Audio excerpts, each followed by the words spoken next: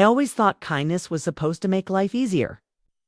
But the day that old lady grabbed my wrist, looked me dead in the eyes, and whispered something that froze my heartbeat, I realized I had stepped into a story I never meant to be part of. Asterisk, I share new life stories here every day, and I would really appreciate it if you hit subscribe and liked my video. Okay. Now let's jump back into my story. I'm sure you love it.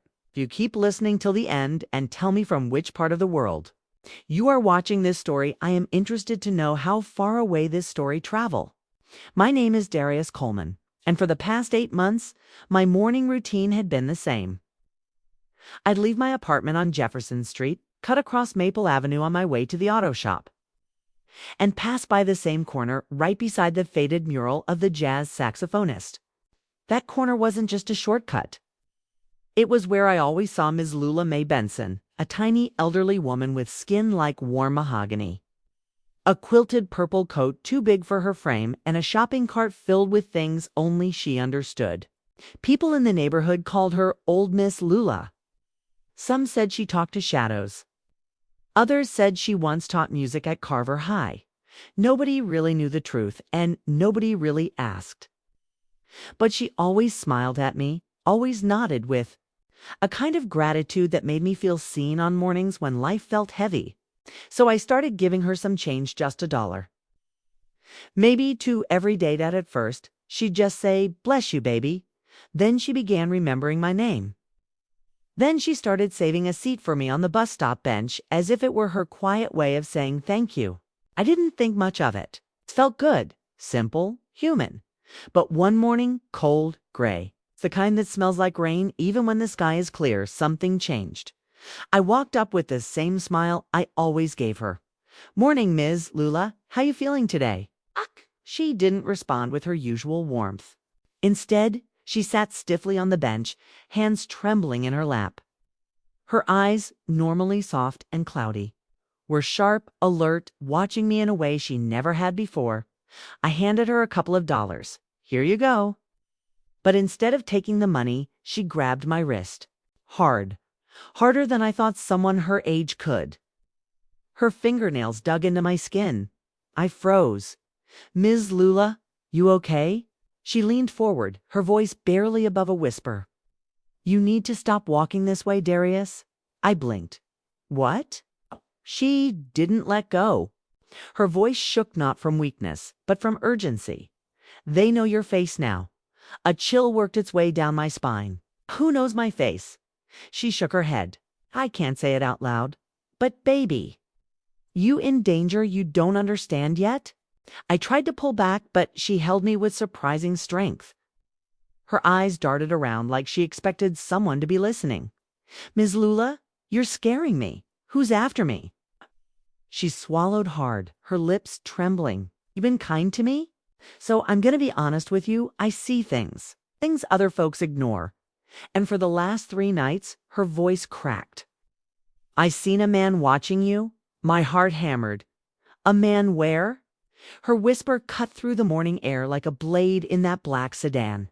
"The one that parks by the mural. He ain't watching the street. He watching you." I turned slowly toward the mural. The pavement was empty. No car, no shadow, no danger. But the fear in her eyes wasn't imagination. It was real. I crouched down beside her. "Ms. Lula, why would somebody be watching me?" She closed her eyes. "Because of what I saw last week. And because you gave me change. You involved now without knowing. You involved." My breath hitched. "What did you see?" She leaned closer until I felt her breath on my ear. "I saw who killed that boy they found behind the laundromat." I felt the world tilt beneath me. My heartbeat, my breath, my sense of safety gone. She let go of my wrist at last and pointed down the street. "Darius, baby, you need to listen to me, because they coming back tonight." Asterisk the moment Ms. Lula Mae whispered that chilling secret. Something inside me cracked open like a door to a room I never planned to enter, but now couldn't escape. And the more she spoke, the more I realized. I had been sleepwalking through a danger that already knew my name. "Tonight." I repeated, my voice barely steady. "Why tonight?" Ms. Lula's eyes darted around again before she motioned frantically for me to sit beside her on the bench. I obeyed, every muscle in my body tight. She lowered her voice. "'Cause they think I told somebody already. And when they see you stop to talk to me every day," her trembling hand found mine, "they think that somebody's you." I swallowed hard, heat building behind my ribs. "I don't even know what's going on." "Ms. Lula, start from the beginning." She took a shaky breath. "I sleep behind that laundromat when the shelter gets too full," she began softly. "Last week, that's where I was. Huddled up behind the dumpster, trying to stay warm." Her voice wavered. "Right for sunrise, I hear voices. It's two men, one mad, one scared. The scared one kept saying he didn't mean to cross nobody." She shivered and pulled that big purple coat tighter. "The mad one. He had that voice people listen to even when they don't want to. Deep, cold, dangerous. I peeked just enough to see his shoes. Expensive shoes. Man like that don't belong behind no laundromat." Her eyes filled with pain. "I saw him hit that boy hard. The boy fell, didn't move again. I covered my mouth so they wouldn't hear me cry." She wiped a tear with the back of her hand. The man wiped his gloves, looked around real slow, like he was smelling the air. Then left. But I know he saw something move. He saw a shadow. I ran before he checked the dumpster. My heart pounded like it was trying to break free from my chest. I stared at her, realizing this wasn't the rambling of a confused old woman. This was clarity born from fear. "But what does that have to do with me?" I asked. She squeezed my hand. "Baby, do you walk the same route? Same time, every day. When they came back looking for anyone who might have seen something, they saw you. Tall man with a backpack. Same one giving me money every morning." Her voice broke. "They think you're my friend. They think I talked." I felt like the air had thickened around us. "I didn't even know any of this," I whispered. "But they don't know that," she said, shaking her head. "They only know routine. You walking this route every day? That routine is going to get you hurt." The back of my neck felt cold. "Ms. Lula, why didn't you tell the police?" To look down at her worn shoes. "Because I ain't nobody to them. They see me and see crazy. See homeless, see invisible." She paused. "Plus, it's that man. He got connections. Folks in uniforms scared of him." "What's his name?" I asked. She bit her lip and whispered, like saying it too loud would summon him. "Malcolm Crane." My blood ran cold. Everybody in our part of town knew that name, Crane. The man who owned half the clubs, half the real estate, and all the fear. A man whose money never smelled clean. A ghost people didn't speak about unless they had to. "You've seen his face?" I asked. She nodded slowly. "Once, years ago. Same jaw, same voice, same walk." My mind raced. "So, you think Crane thinks you talked, hand? Now he's watching me because he thinks you told me." She nodded. "And tonight," she whispered, "they'd gone tried to make sure neither of us can talk again." I exhaled shakily. Okay. So what do we do?" Her eyes met mine, filled with desperation. "You need to stop combing this way. Change your pattern. But right now, baby," her voice trembled, "you need to get somewhere safe. 'Cause that black sedan been circling the block since dawn." I turned my head slowly, dread crawling up my spine. There just half a block down sat a black sedan. Dark windows, engine running, facing us, watching. My throat tightened. "He's here, right now." Ms. Lula grabbed my arm. "Don't look scared. Don't run. They expect scared. We gotta walk natural like we don't know nothin'." My pulse was a thunderstorm. "What about you?" I whispered. Her eyes softened. "I've been running all my life, baby. But you still got a life to protect." Then she stood on shaking legs. "Come on, follow my lead." And together we started walking slow, steady, pretending we didn't feel danger breathing on the backs of our necks. If fear had a sound, it was the quiet tap of Ms. Lula May's cane hitting the sidewalk as we walked slow. steady, pretending we weren't being hunted. And with every step, the eyes behind that black sedan felt like claws tracing the back of my spine. We moved down Maple Avenue like it was any ordinary morning. But nothing about it felt ordinary. My breath was shallow, my hands cold, and my mind racing through every exit, every shadow, every possible way to survive a threat I didn't fully understand. "Keep your shoulders loose," Ms. Lula whispered without turning her head. "They can smell panic." "How you know that?" I whispered back. She gave a tiny smile. "Baby, I survived folks like Crane long before you were born." We reached the crosswalk. Cars passed. People hurried by. To them, we were just a young mechanic and an old homeless woman walking together. Nothing special, but I felt the weight of every tinted window, every unseen gaze. When we reached the corner store, she stopped and pretended to adjust her coat. "Listen," she murmured. "When we turn here, the building will block their view. Soon as we out of sight, you take off, go through the alley behind the clinic. Don't look back." I stiffened. "What about you?" "I ain't the one they confused with a witness," she said softly. "I'm just the old lady they think they can scare." "No," I shook my head. "I'm not leaving you." She looked up at me with tired, glassy eyes. She smiled, sad, warm, motherly. "Grown folks don't get fairy tale courage, baby. We get survival. And right now, survival means you run when I tell you to."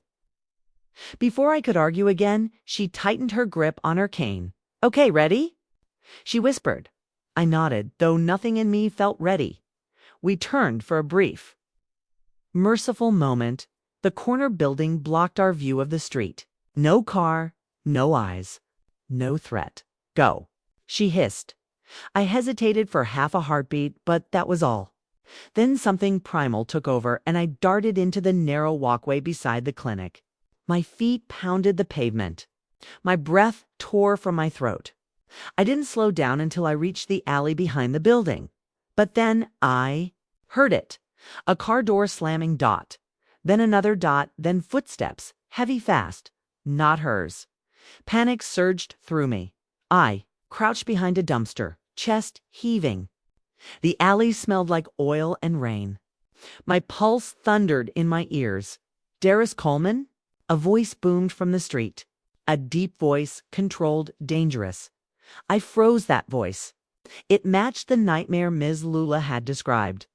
"If you're smart," the man called, "you'll come out. We just want to talk." "Yeah, and I was born yesterday. I didn't move. Didn't breathe." Another voice joined him, sharper, impatient. "Man, forget this. Let me go in there and know." The deep voice cut him off. "We do this clean. No mess on the street." Silent seconds stretched long enough to choke me. Then, "She ain't worth your life." "Boy," the deeper voice said. "And neither is protecting what she saw." My stomach dropped. My fear turned into something hotter, angrier. They were after Ms. Lula, a woman who had nothing. A woman who survived on quarters, scraps, and the kindness of strangers. A woman who just wanted to live long enough to feel safe again. And I was supposed to let them take her. No, not happening. I peered around the dumpster, careful, quiet. The two men stood near the alley entrance. One, tall and built like he, lifted cinder blocks for fun. The other, shorter, leaner, jittery, both wearing black jackets. Both scanning the area like wolves. Behind them, on the main road, the black sedan idled, waiting, watching. My mind raced. I couldn't fight them.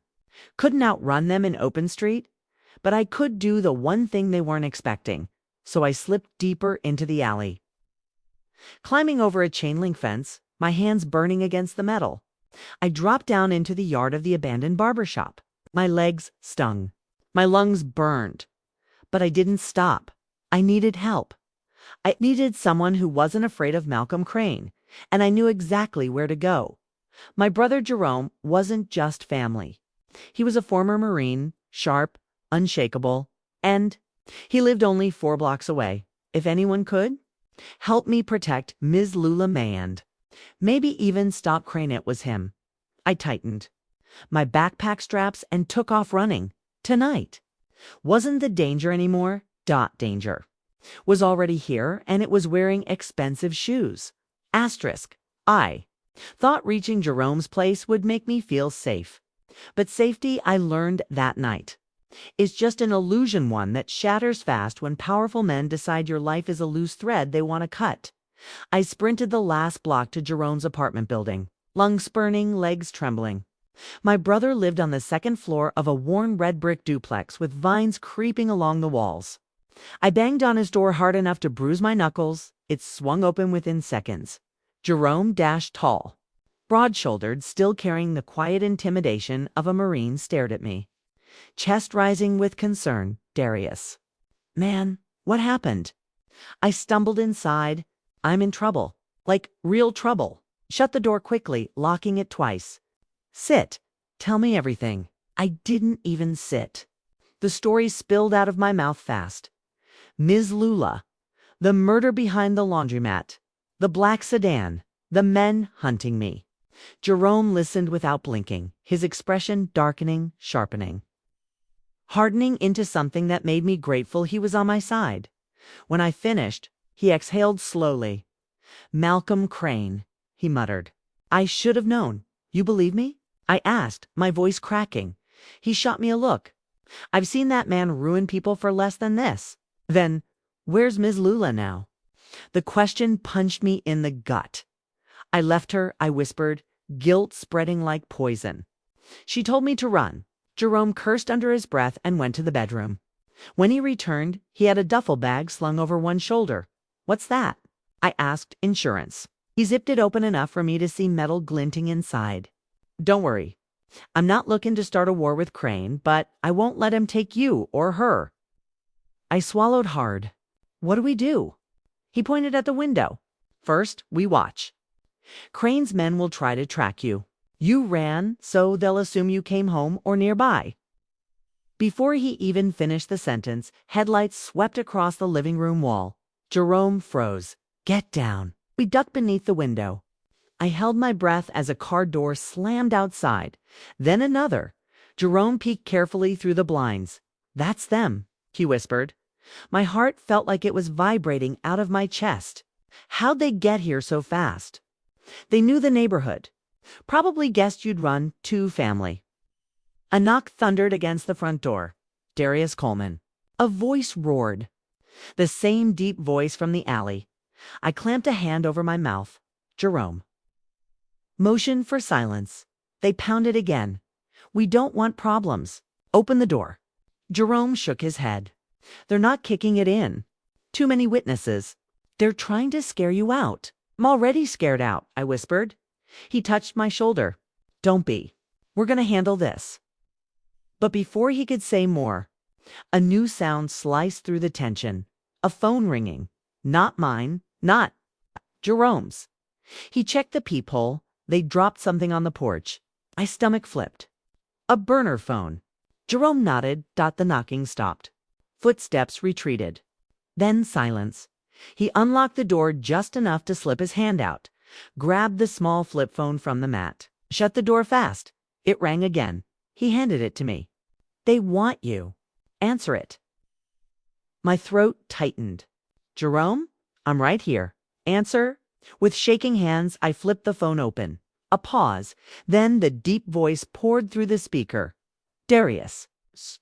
A dark, calm whisper. You're making this harder than it needs to be. I couldn't speak. You and that old woman. You've seen things that don't concern you, he continued. Turn yourself in. We'll talk. We'll make this clean. My voice finally scraped out. I'm not going anywhere with you. A soft chuckle vibrated through the phone. Son, do you think you have a choice? Jerome ripped the phone from my hand and hung up. Okay, he said firmly. We're not waiting. We're getting Ms. Lula, and then we're leaving town for a few days. But how do we even find her? I asked. He grabbed his keys. She stays near the bus station at night when it's cold. We start there. We slipped out the back door of the building, staying in shadows. Moving fast, but as we approached the bus station just a few blocks away, saw a flash of purple in my peripheral vision. A quilted purple coat lying on the ground. Jerome. I whispered, my voice breaking. That's her. We ran, and when we reached her, my heart shattered. There was Ms. Lula May breathing, but barely, propped weakly against the wall, clutching her stomach. Blood staining her coat, her eyes fluttered open. Baby, she whispered, they came for me. I dropped to my knees. No, no, no. No, Ms. Lula, stay with me. She held my hand tightly. Don't. Let them silence the truth.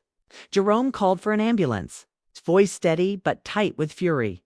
Blue and red lights filled the street minutes later. Paramedics rushed her onto a stretcher just before they lifted her into the ambulance. She looked at me one last time, her hand trembling as it reached for mine. Darius, you're the only one brave enough to tell what happened. Her fingers slipped from mine, and I realized this wasn't about change anymore. This was about justice, and I would finish what she started, no matter what. Malcolm Crane thought he controlled, no matter who he thought he owned. The truth had a witness. Now me, and I wasn't running anymore. Asterisk. Thanks for watching till end. Please like and subscribe my channel. I will be very thankful to you. Sometimes life takes turns we never expect. Every person in this story carried their own pain, their own choices, and their own consequences. Maybe you saw yourself in one of them, or maybe it reminded you of someone you once knew. What do you think happened next? What would you have done if you were in their place? If you have any questions about what happened to the other characters, or if you want me to share more about them, just comment below. I read every message you leave, and your thoughts truly mean a lot to me. And if this story touched your heart, inspired you, or even made you think differently, please take a second to like this video and subscribe to the channel. It helps me keep sharing stories that move people, open minds, and remind us we're all human. At the end of the day, your support keeps these stories alive. Thank you for watching, for feeling, and for being part of this journey. More powerful stories are coming soon. Stay tuned and stay kind.